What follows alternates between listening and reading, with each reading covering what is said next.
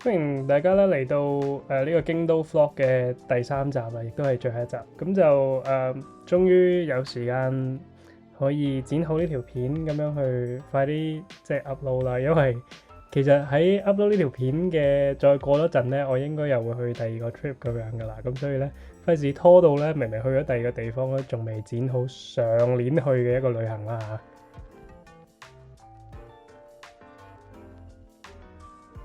咁呢一集咧就係講我喺尾二嗰日咧就去到呢個伏見稻荷大社。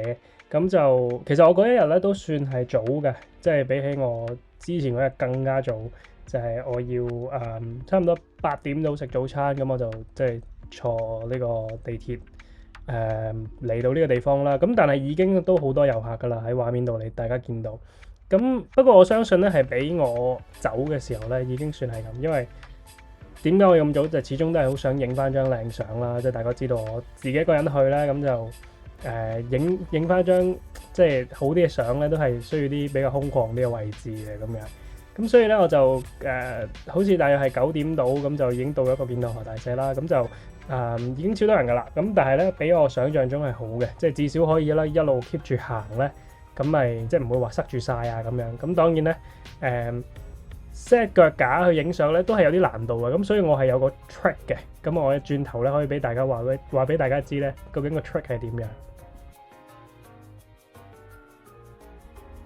我覺得喺呢個地方咧，即係如果齋講睇咧，即係我上網見到有好多人講咧，就係話伏見稻荷大社呢個景點咧有少少 overrated 啊，因為去到最後嘅時候望到嘅嘢咧都好多都係好類似。咁呢一點咧，我覺得的確係都講得冇錯嘅，因為佢嘅特色就係過萬個咁樣嘅呢啲寮居咁樣排住咁樣去啦。咁所以如果我齋講影相咧，咁可能要即係如果你有個 model 啊更加好啦嚇。咁如果你要就咁自己過嚟影咧，我覺得都要花啲心思噶啦咁樣。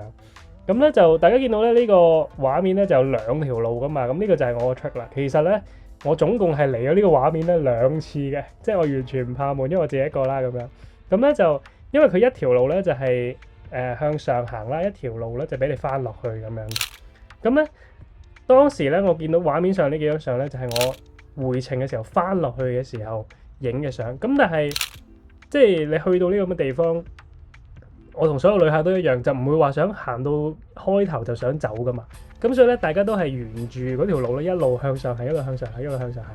咁但係其實咧，我可以好坦白咁同大家講咧，其實一路向上行咧，好多都係冇乜特別嘅，即係真係算行山咁樣。咁當然都有啲即係特色啲嘅即係可能係神社啊，或者係鳥居睇下啦咁樣。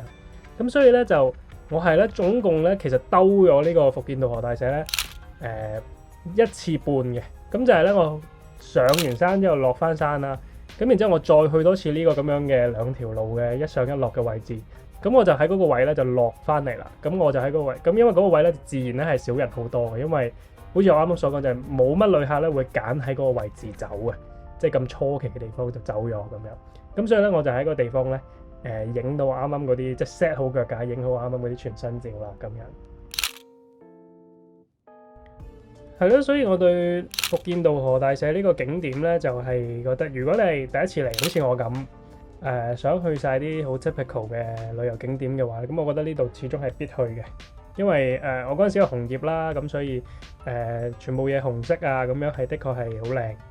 咁佢嗰個氣氛啊，附近嘅嘢食啊都係好食嘅，咁所以係咯。咁但係如果你真係已經嚟過京都好幾次啦，咁我就覺得的確係冇乜需要話係咁嚟嘅。除非你好中意行山咯。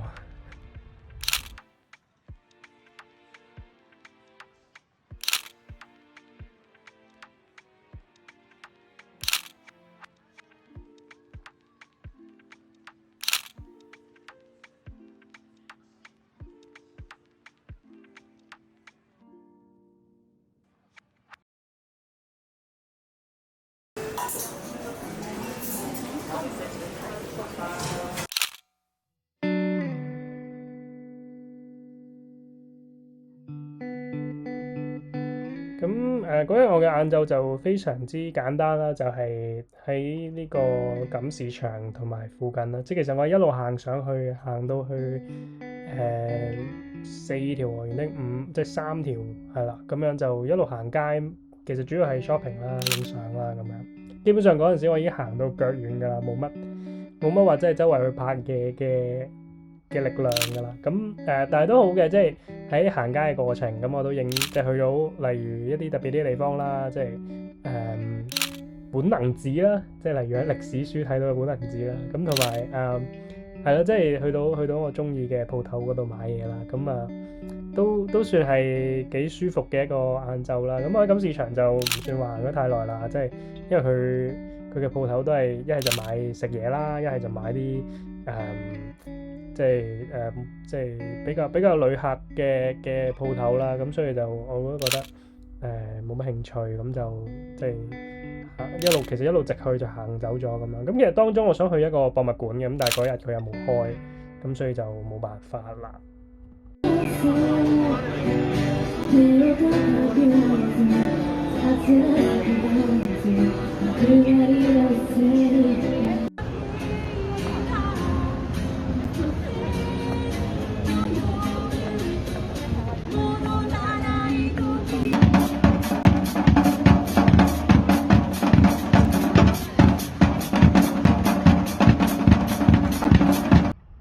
係啦，咁晚就我再去咗清水寺一轉啦，因為即係我住喺附近啦，咁所以就雖然我嗰日已經行咗好似2萬幾3萬步啦，咁我就照去，即係最尾嗰晚啊嘛，咁睇下夜晚嘅清水寺係咪真係咁特別啦。